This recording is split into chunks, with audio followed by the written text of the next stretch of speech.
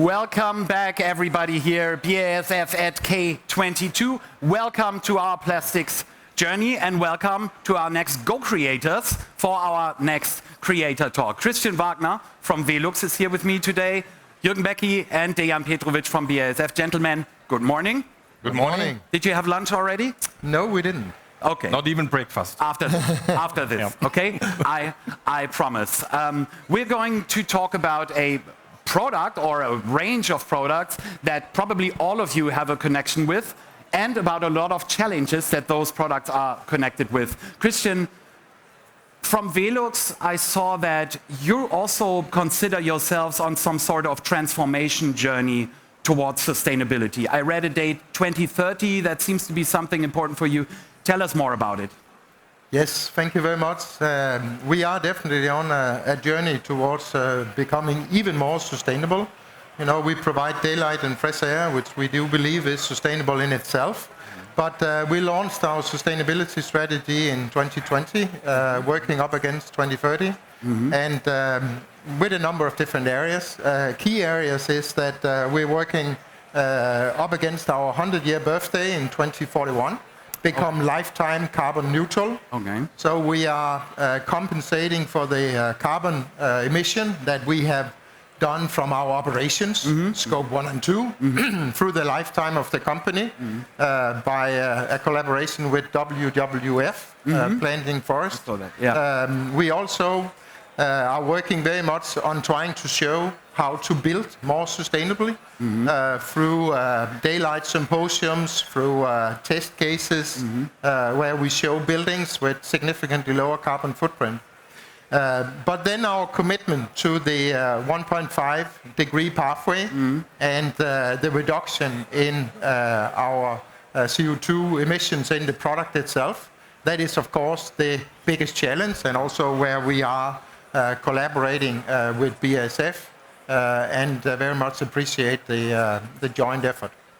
Sounds good, Jürgen. Christian already mentioned that this is the point where we cooperate. It's basically how VELUX can make their products in a more sustainable way. But also BASF also has their own ambitious targets when it comes to sustainability. Tell us something about that. First of all, it's always the customer who is first, which means we need to provide the sustainable solutions and also the products with the lowest carbon footprint possible. This is our responsibility, and therefore we have set ourselves in BASF the target to become net zero with CO2 emissions until the year 2050. And we have already a short time target until 2030 where we want to reduce our greenhouse gas emissions from our own plants and also from purchased energies by about 25%. So we intensely pursuing our climate protection targets, and we are spending money. We're investing more than 4 billion for it, and we have basically 5 strategic levers which we are built on. First of all,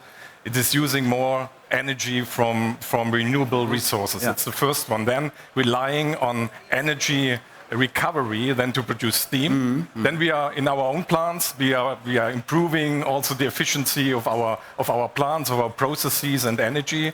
Then we turn from more fossil resources to more bio-based materials. In the end, we are also developing new technologies which are basically more or less carbon-free or nearly carbon-free. So this is what we have in our pipeline. And to give you some really examples, concrete examples from our R&D carbon management. First of all, I would like to mention really the methane pyrolysis, where we split then the methane into carbon, solid carbon and hydrogen. And you know, hydrogen is one of the most important molecules that you have for chemical processes. And this process is saving up to 80% of electricity. And this is something, it's also nearly, if you use then renewable energy in addition, it's almost then also carbon-free. And the second one I would like to mention is then what we are doing with the steam crackers. Here we have also a new process, also with partners, where we say we need to go away from really fossil fuels, burning fossil fuels to generate these high temperatures in a steam cracker. And we want to really substitute it with electric resistance. Therefore, we are in cooperation with other companies to achieve that. It's also more or less than a carbon-free process, and we are saving more than 90% really of the emissions with this new process. So this is something we have in mind. Christian, you were nodding all the time. You're not a chemist, are you? No, I'm not a chemist. Okay, no, but you seem to be following on what Jürgen just said, even when he was talking about methane pyrolysis. The key for us is that we need to do more different things with the polymers. Polymers is extremely important for us. They provide a lot of the functional value, which we then transfer to the customers and to make better living spaces for people. But reducing the embedded carbon, that is of course key, and many of the things that Jürgen is here mentioning is directly going into that, and it demands a huge effort, and it demands long-term vision and long-term investment. We also need to figure out how we replace the fossil raw materials with the bio-based raw materials, because eventually you can say fossil is a limited resource. Of course, yeah. So we truly support those efforts with all the challenges that arises, and then we need to make everything more circular. And in particular in polymers, it's very difficult because there's such a variety of polymers. Yeah. Let's come from the long term, from the big strategic targets, a little more into the actual concrete solutions that we offer today, Dejan. So what concretely do you offer VELUX to make their products more sustainable? Thanks, Richard.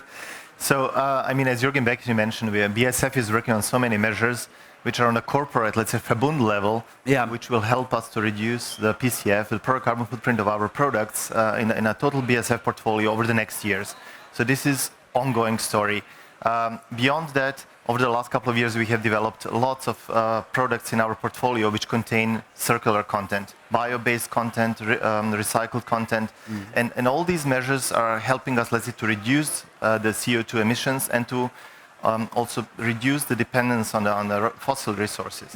But beyond this, what we really see as a key enabler for the future are the mass balance approaches.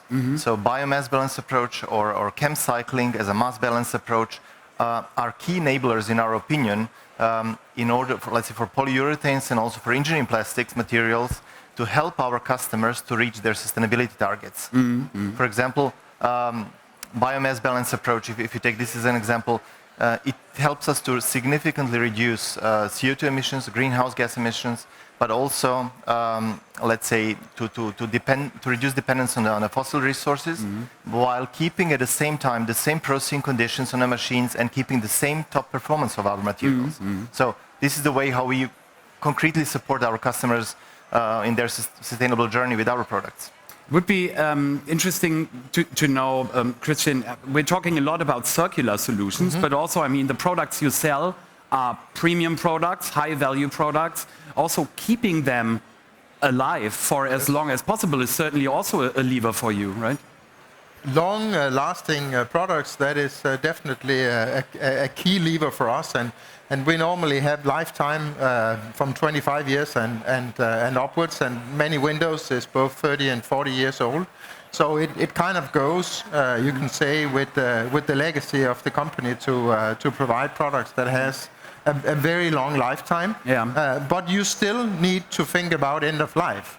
Because eventually everything comes to an end. Even after 30 years. Even after 30 or 40 years. And many times in our case, it's really not the roof window, but it's the roofing construction itself that you need to replace, or you have another demand, and therefore you make a renovation.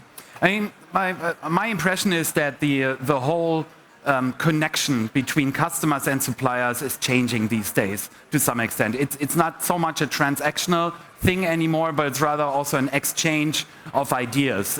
Jürgen, how important is that we don't just sell and deliver, but also like stay in touch on those topics? The most important thing that we really have a cooperation, and this is what we discussed before for this talk here, but we say, okay, we also have customers, we want that. We need to have really the reduction and on the CO2, we need recycling solutions.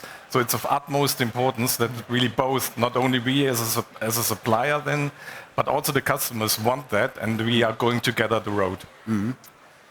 And if I may add to that, our challenge is that the products that we are designing today, they will be the products we are selling in 2030 and 2035 for a majority. We are in a fairly conservative industry. You don't change your house every day. You don't get a new house like you get a new iPhone. So for us, a key benefit from collaborating with a company like BASF is that we learn about how our design guidelines need to be in order to take advantage of the development that you are planning now for long term. Because the investments in the infrastructure, in the basic raw material industries, like the polymer industry, similar for aluminium, steel and glass, those investments, they are so large that it's not something you can just move around. We have to accept that dynamic, but we need to know about it so that we can prepare our designers and our future products. But then, Dejan, we also need to know about it. Of course. Already know. So you have to anticipate the future. And how do you do that? And this is exactly why we have to have this close interaction, collaboration with the customer, in this case with VELUX.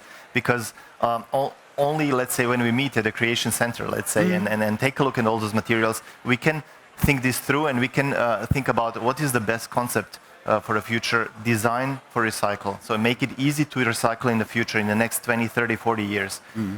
So bringing materials together, bringing the knowledge from both sides, and doing co-creation together. We started with the long-term transformation journey. You mentioned 2030, but also 2041, your company anniversary. It's 2022 today. How far are you on your journey? We just announced also other partnerships recently in the aluminium area, where we are taking out carbon this year and going to low carbon aluminium and things like that we are doing as we speak when we talk about scope 3. So we are embarking on that journey.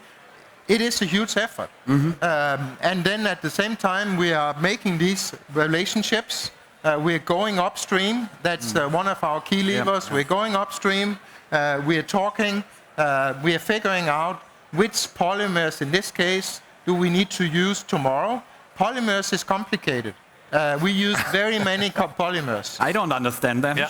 So it is for us more complicated than if you look at, for example, the aluminium or the glass area. Raw glass is raw glass. Polymers is much more complicated. And we need to figure that out. So we're not quite as far in that area, taking real carbon out, as we may be in some other areas. But we are engaged, and we're standing here as a good example of what we very, basically do. You know, the good thing, you're at K-Fair. If you want to learn about polymers, that's probably the best place to be, especially this stand here. Yes. Jürgen, how far is BASF on its journey? Take percentage. 20%. Yeah, okay. But I would like to make one point which is very important for me, because we are in the middle of a recession at the moment. Everybody knows it. We have wartime. We have declining demand. All these things. So many companies maybe think at the moment, okay, we have better things to do than talking about sustainability. But again, don't be really foolish. I mean, we need to go that path. I mean, it's for the mid and for the long term. Maybe it's not for the next 12 months, but we need to follow that path. We shouldn't be distracted by the current situation. We strictly follow it, and I'm really happy that also we at BASF, we show that also here at our booth. This is very important. I think this is exactly what we want to express also with our plastics journey. The destination that we want to reach is clear. We take it step by step, and every step as fast as possible. That's it. You're a very good example for that. VELUX and BASF. Christian, Jürgen, Dejan, thanks a lot for your insights into this transformation process. I hope you stick around here for some time so that people can ask you questions. Thanks, everybody. We'll be back with the next live talk at 1, so in a bit less than an hour. Thanks for listening. Thank you. Have a good day. Bye-bye. Bye-bye. Thank you. BASF. We create chemistry.